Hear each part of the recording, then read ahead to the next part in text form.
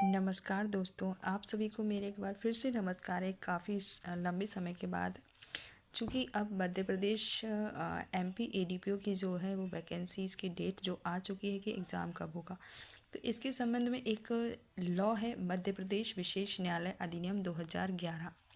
एक छोटा सा लॉ है जो कि कुछ नंबर का उसमें आता है और इसमें से क्या क्या क्वेश्चंस बन सकते हैं, इसको कैसे पढ़ा जा सकता है, बहुत जल्दी ये ख़त्म हो जाता है। तो चलिए आप बात करते हैं मध्य प्रदेश विशेष न्यायालय अधिनियम 2011। बेसिक फैक्ट्स अगर बात की जाए कि मध्य प्रदेश विशेष न्यायालय को इसको गवर्नर जनरल की जो है कंसेंट कब मिली है, तो गवर्नर जनरल कहा जाए या राष्ट्रपति की जो अनुमति मिली है वो कब मिली है, 7 फरवरी 2012 को इसको राष्ट्रपति की अनुमति मिली है। और अगर बात की जाए कि इसका जो है प्रथम बार प्रकाशन कब हुआ मध्य प्रदेश में, तो इसका प्रथम बार जो मध्य प्रदेश में प्रकाशन हुआ है वो 10 फरवरी 2012 को। अब देखिए, किसी भी एक्ट का हम लागू अगर दिनांक की बात की जाए तो लागू दिनांक इसमें जो नीचे दी गई है, देखिए इसमें जो दिया गया है कि लागू होने की जो दिनांक है, प्रवृत्त होने की जो दिनांक है 15 फरवरी 2012 को ये क्या है, वो लागू हुआ है। और ये कहाँ पर लागू है, तो ये संपूर्ण मध्य प्रदेश पर लागू होता है। ठीक है, अब इसके द्वारा देखा जाए कि इसके द्वारा कौन सा एक्ट जो है वो रिपील्ड वगैरह, इसमें कुछ प्रोविजंस नहीं है कि कौन से एक्ट जो है रिपील्ड वगैरह नहीं हुआ है। अब इसकी बात की जाए कि इसमें टोटल नंबर ऑफ सेक्शंस कितने हैं, तो इसमें टोटल नंबर ऑफ सेक्शंस की बात की जाए तो टोटल नंबर ऑफ सेक्शंस कितने हैं, 26। टोटल नंबर ऑफ चैप्टर्स की बात की जाए तो इसमें 4 चैप्टर्स हैं। कितने चैप्टर हैं, 4 चैप्टर हैं इसमें। अगर बात की जाए कि इसका अधिनियम संख्यांक कितना है, तो इसका अधिनियम संख्यांक है 8। अब इसमें डेफिनेशंस दी गई हैं। डेफिनेशंस में से एक आध क्वेश्चन जैसे बन जाता है। जो डेफिनेशन में सबसे पहले जो डेफिनेशन है कि तो इसमें से कौन सा जो अधिनियम समझा जाता है, तो भ्रष्टाचार निवारण अधिनियम 1988 इसके द्वारा समझा जाता है। अब अगर बात की जाए तो 2A में हो गया अधिनियम। अधिनियम कौन सा, भ्रष्टाचार निवारण अधिनियम 1988। फिर प्राधिकृत अधिकारी कौन होता है, तो जो धारा 14 के प्रयोजन के लिए, जो धारा 14 की कार्रवाई होती है उसके प्रयोजनों के लिए उच्च न्यायिक सेवा का कोई सेवारत अधिकारी, कौन सा अधिकारी, सेवारत अधिकारी, और जो सेशन न्यायाधीश या अपर सेशन न्यायाधीश हो या रह चुका हो, मतलब सेशन न्यायाधीश के पद वर्तमान में वो धारण करता हो या फिर वो रह चुका हो, सेशन न्यायाधीश या अपर सेशन न्यायाधीश।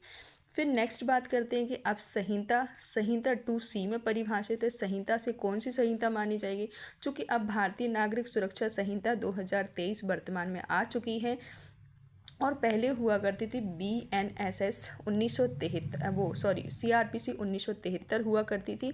अब इसकी जगह पर जो भारतीय नागरिक सुरक्षा संहिता 2023 इसके द्वारा पढ़ा जाता है इसकी जगह पर, और ये 16 जुलाई 2024 को एक नोटिफिकेशन आता है जिसके बाद से ये पढ़ा जाता है। फिर नेक्स्ट डेफिनेशन बात करते हैं 2D। 2D में जो डेफिनेशन दी गई वो किसकी, घोषणा। तो घोषणा कहाँ होती है, जो धारा 5 में इस अधिनियम के लिए जो घोषणा होती है वो धारा 5 के अधीन की गई घोषणा से समझा जाएगा। फिर नेक्स्ट बात करते हैं ई में जो परिभाषित है वो क्या है, अपराध।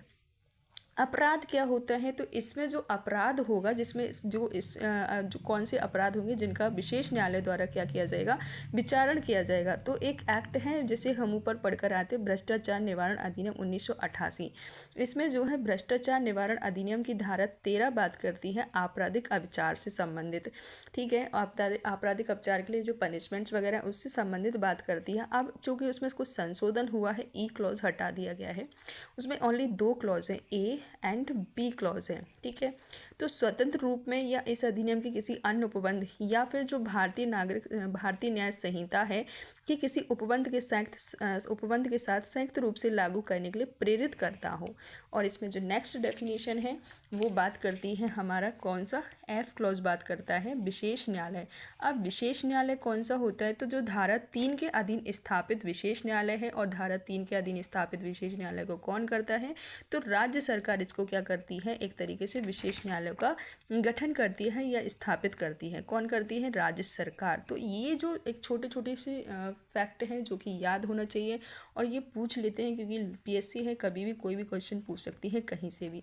अगर आपको ये लेक्चर, छोटा सा लेक्चर है, पसंद आता है तो प्लीज़ आगे के लेक्चर्स के लिए आप बताइएगा कि उसमें मैं आगे ये कंटिन्यू रखूँ या नहीं।